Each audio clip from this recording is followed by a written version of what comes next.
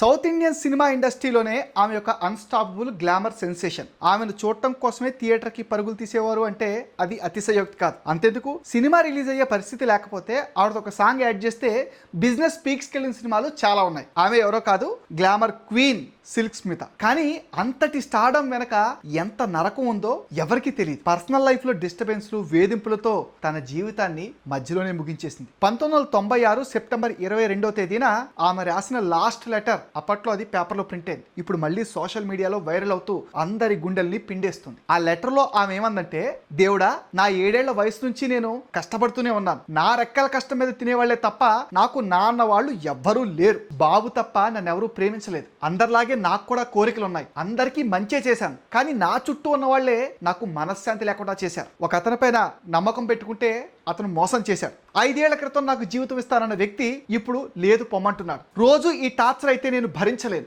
నాకున్న కొద్దిపాటి ఆస్తిని బాబు కుటుంబానికి, నా కుటుంబానికి పంచాలి. ఇది రాయడానికి నేను ఎంత నరకం అనుభవించానో నాకు మాత్రమే తెలుసు అంటూ తన ఆఖరి ఆవేదనను లెటర్గా రాసి ఆత్మహత్య చేసుకుంది సిల్క్ స్మిత.